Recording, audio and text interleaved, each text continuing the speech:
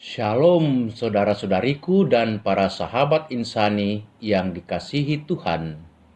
Selamat berjumpa kembali dalam program Renungan Rohani Insani. Inspirasi Sabda Allah hari ini, Jumat 2 Oktober 2020, bersama Pastor Agustinus Matasak, Imam Diosesan Keuskupan Agung Makassar yang sedang bertugas di Paroki Kristus Raja Andalas Makassar. Selamat mendengarkan. Shalom, selamat berjumpa kembali dalam Renungan Rohani Insani bersama saya Pastor Agustinus Matasak. Mari kita mohon pertolongan Tuhan agar kita diberkatinya dapat merenungkan sabdanya. Kita berdoa. Dalam nama Bapa dan Putra dan Roh Kudus. Amin. Kami bersyukur kepadamu Allah Bapa yang Maha Baik, karena Engkau senantiasa menuntun kami, terlebih melalui sabda-sabdamu dan juga dengan para malaikatmu, sehingga kami dapat menjalani tugas perutusan kami masing-masing, sampai pada akhirnya kelak kami boleh memandang kemuliaan-Mu dalam kerajaan surga. Maka berkati kami agar kami mampu merenungkan sabda-Mu ini dan boleh menjadi inspirasi hidup bagi kami sepanjang hari ini, karena Engkaulah Allah kami kini dan sepanjang masa. Amin. Mari kita bersama-sama mendengarkan sabda Tuhan. Tuhan sertamu. Inilah Injil Yesus Kristus menurut Matius. Dimuliakanlah Tuhan.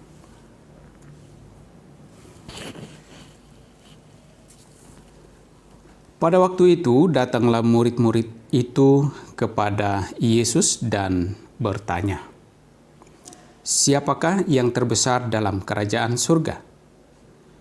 Maka Yesus memanggil seorang anak kecil dan menempatkannya di tengah-tengah mereka lalu berkata, "Aku berkata kepadamu, sesungguhnya jika kamu tidak bertobat dan menjadi seperti anak kecil ini, kamu tidak akan masuk ke dalam kerajaan surga.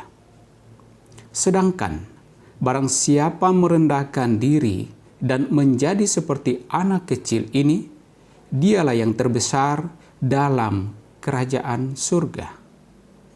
Dan barang siapa menyambut seorang anak seperti ini dalam namaku, ia menyambut aku. Ingatlah, jangan menganggap rendah seorang dari anak-anak kecil ini, karena aku berkata kepadamu, ada malaikat mereka di surga yang selalu memandang wajah Bapakku yang di surga." Demikianlah Injil Tuhan. Terpujilah Kristus. Sahabat-sahabat insani yang sama dikasihi Tuhan.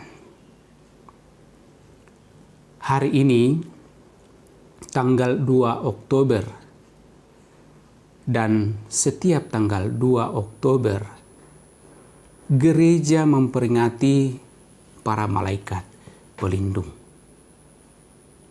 3 hari yang lalu, tepatnya tanggal 29 September, gereja juga merayakan pesta malaikat agung Santo Mikael, Gabriel, dan Rafael. Sudah biasa atau lazim kita dengar ataupun juga membaca bahwa malaikat itu digambarkan seperti manusia bersayap, putih bersih, baik, dan selalu menolong dan melindungi manusia.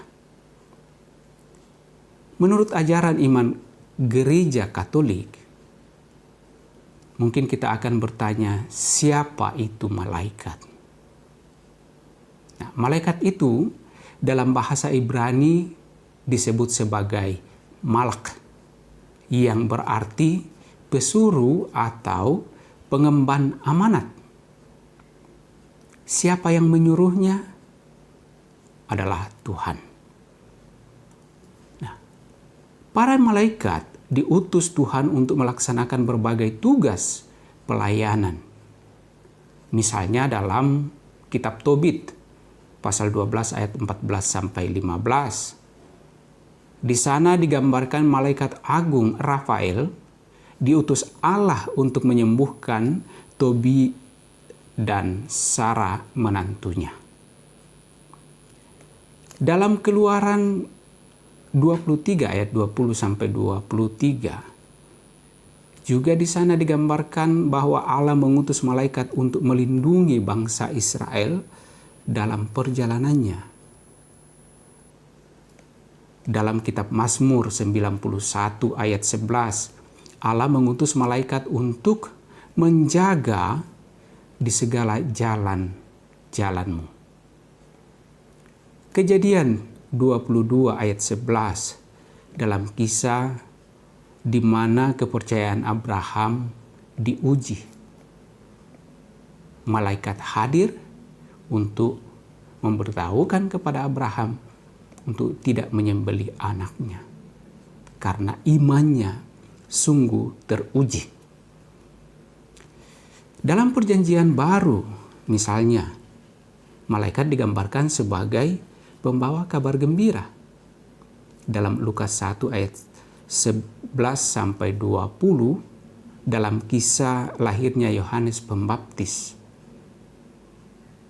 dan juga dalam kisah lahirnya Yesus dalam Lukas 1 ayat 26 sampai 38 digambarkan malaikat Gabriel yang diutus Allah untuk memberitahukan tentang kelahiran Yesus.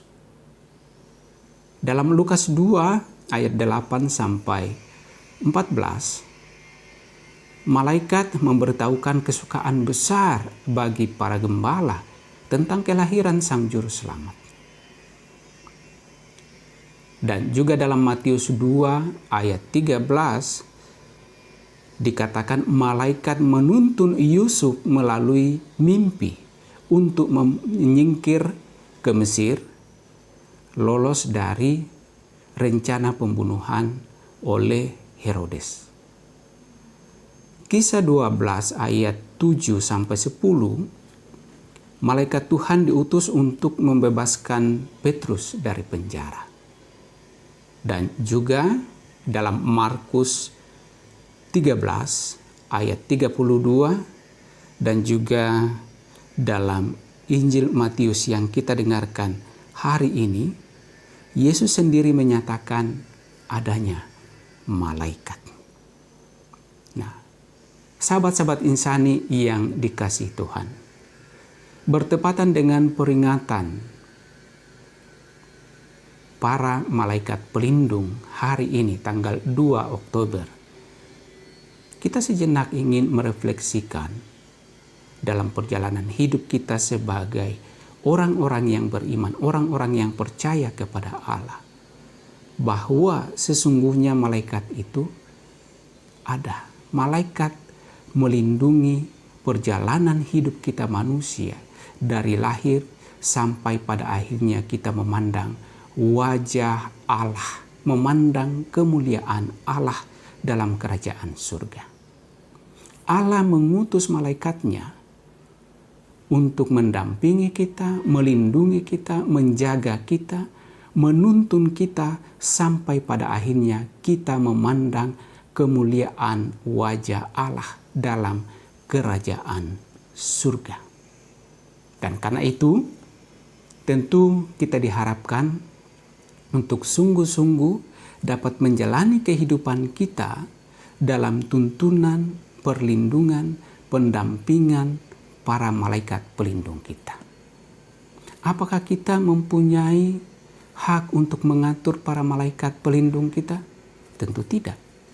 Karena malaikat pelindung adalah utusan Allah untuk mendampingi kita, melindungi kita, menjaga kita sampai kita dapat memandang kemuliaan Allah dalam kerajaan surga. Kita tinggal diajak untuk mengikuti para malaikat pelindung itu. Saudara saudari, sahabat-sahabat insani yang sama dikasihi Tuhan.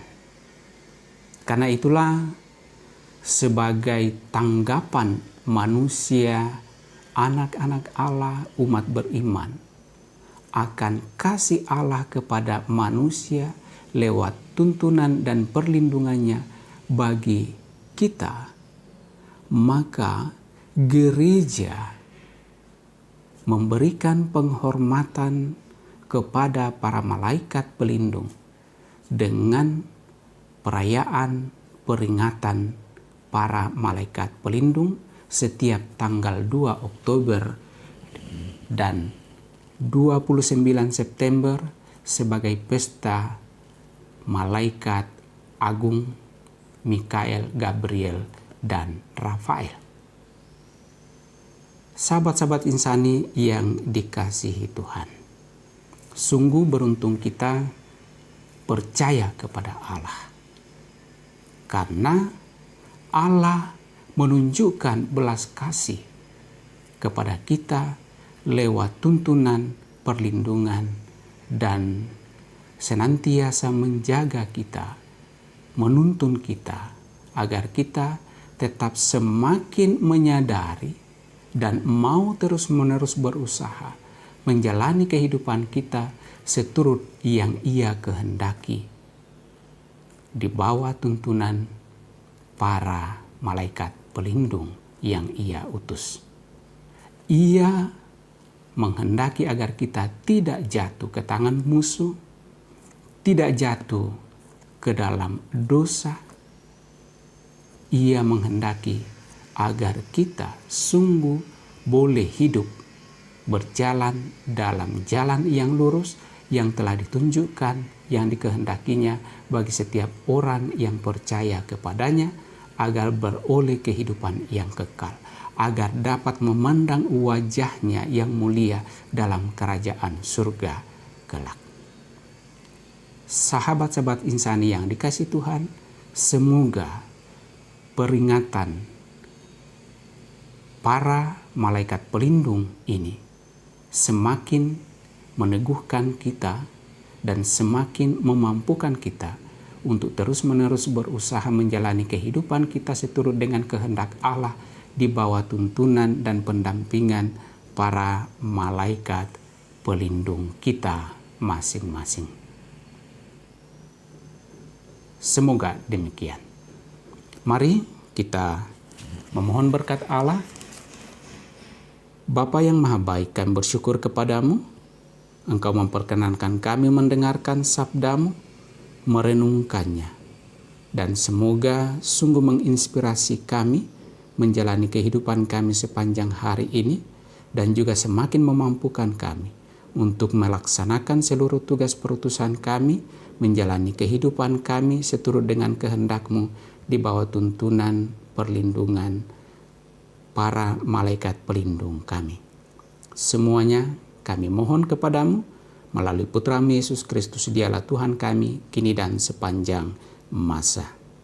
Turunlah berkat Allah bagi saudara-saudari, bagi seluruh tugas perutusan sepanjang hari ini, di dalam nama Bapa dan Putra dan Roh Kudus. Amin. Terima kasih saudara-saudariku dan para sahabat insani yang telah mendengarkan sabda Allah. Saya, Pastor Marcel Lolotandung, mengucapkan berlimpah terima kasih kepada Pastor Agustinus Matasak. Semoga Pastor bersama dengan segenap umat di paroki senantiasa diberkati Tuhan dalam setiap aktivitas dan pelayanannya. Amin.